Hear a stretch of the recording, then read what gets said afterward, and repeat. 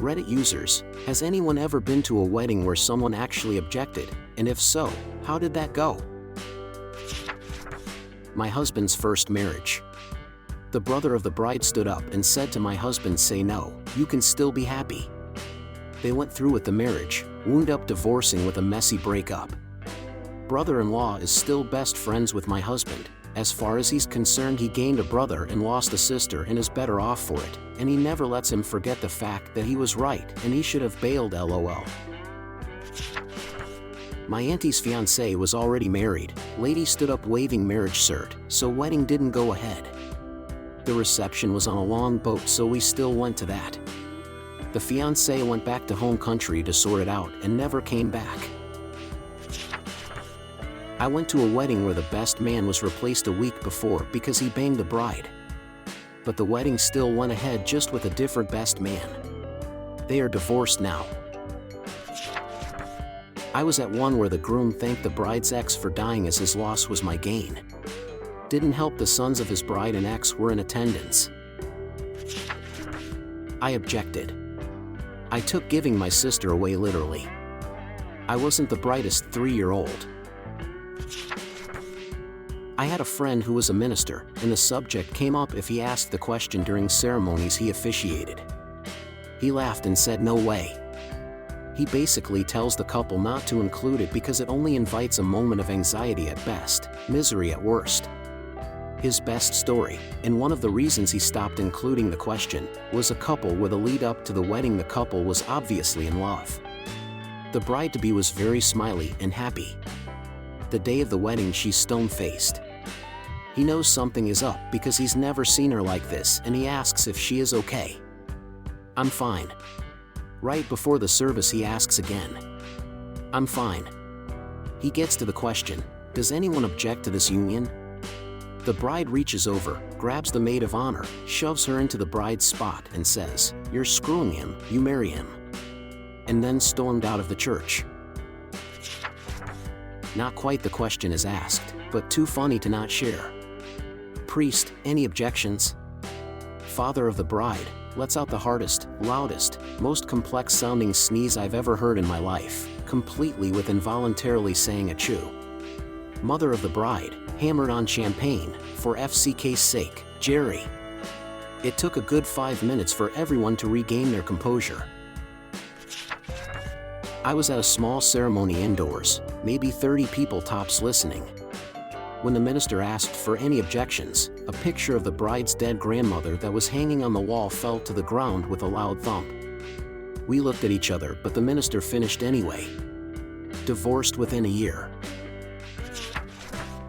Not a wedding, but at a funeral someone objected the death.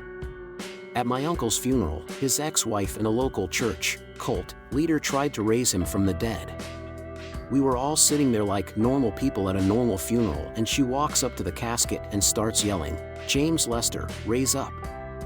I didn't know she was there, or I would have prepared myself for shenanigans. Also, I didn't know my uncle's middle name was Lester, so please imagine the confusion. So she and the cult leader are literally yelling at my uncle's body. Not surprisingly, my uncle refused to resurrect himself. They were escorted out. I've actually never told this story because it makes my family look insane. I wasn't there, so this is a second-hand story, and took place shortly after the wedding, but at the reception, no one could find the groom, until they found him out in the limo having sex with one of the bridesmaids. The bride went back into the reception, stopped the band, took the microphone and told everyone there what just happened, naming the bridesmaid, and said the wedding would be annulled and all gifts would be returned. She totally took charge of the situation, but damn. Not exactly an objection, but the wedding was on a boat, no one could leave, and the groom was Jewish and marrying a Mexican Catholic woman. The groom neglected to tell his family it was a full Catholic wedding, and the groom's family stood up and pitched a fit when they realized the groom was going to take communion. The uncle who sponsored his bar mitzvah stood up and announced that the groom was a disgrace to the family and walked downstairs. The reception was a shit show. Oh, it was such a train wreck. So the boat was a 3-story day cruiser, with the wedding on the top floor and the reception on the big middle deck. Once the groom's family realized what was happening, many of the Jewish relatives simply got up and went downstairs during the ceremony in protest, following the uncle. During the reception, family members were trying to bribe the captain to return to shore, others were trying to charter a boat to pick them up, and a few of the cousins threatened to jump overboard and just swim to shore. I was a friend of the groom but not Jewish. At one point he came over to me, frustrated with his family, and tried to vent to me that this was his wedding and his choice, but I was having none of it. I reminded him he didn't tell anyone ahead of time and then trapped them on a f***ing boat. Also, this wasn't really his decision but his wife's, and he was just going along with it. The only people dancing was the bride's family. The mother of the groom begged off that her ankles hurt and only danced with her son for a couple minutes. When the DJ played Hava Nagila, the uncle got up and ordered the DJ to stop. The silence was palpable. Apparently many of the wedding gifts were taken off the table and returned. 6 years later the marriage was dissolved and he formally apologized to his family. He reaffirmed his faith and restored his position in the family. Well, sort of. It was staged, prearranged, and the minister was warned ahead of time. The couple said they wanted to make the ceremony more interesting. So they had a friend object, declaring his love for the bride in an over-the-top dramatic speech. The best man, my husband, stabbed the guy with a stage dagger. He played dead, and 2 of the other groomsmen dragged his limp body away. The wedding proceeded. I have to say, it was pretty awesome. The bride and groom are still happily married 30+ years later. I used to work at a fancy stately home as a waitress. Most of my shifts were weddings. This guy's objection was a bit untimely, but what happened after was even better.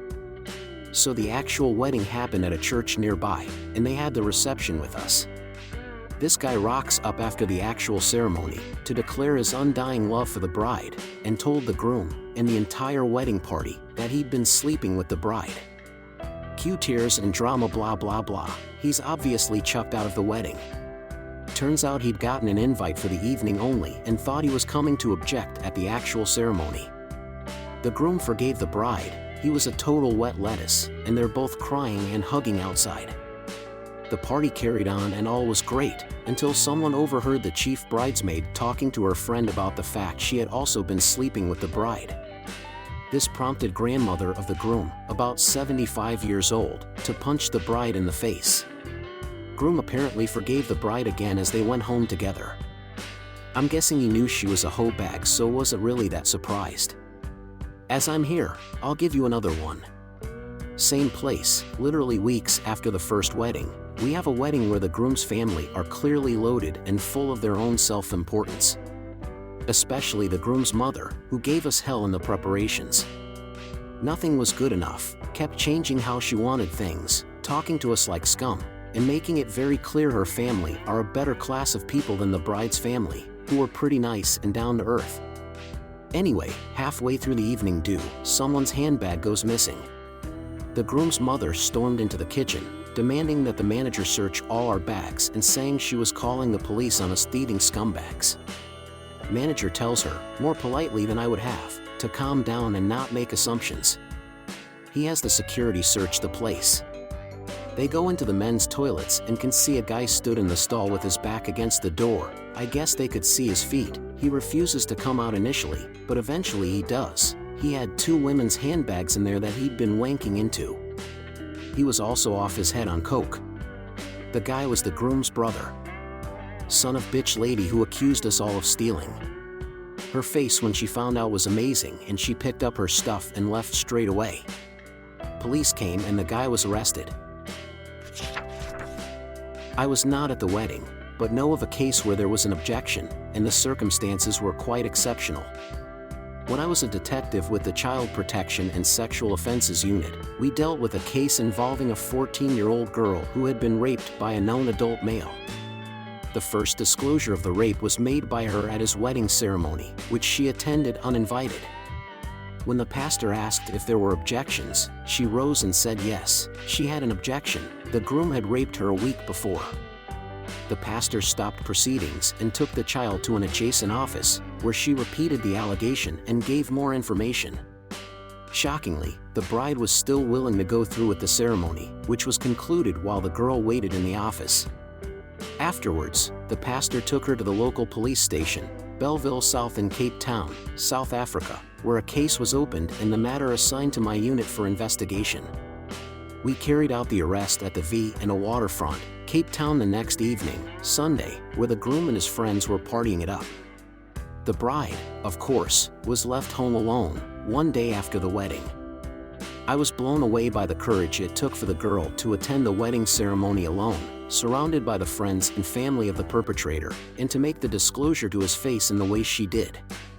For those wondering how she knew so much about him and when he would be getting married, he lived in close proximity to the girl's family in Belleville South, and the two families knew each other.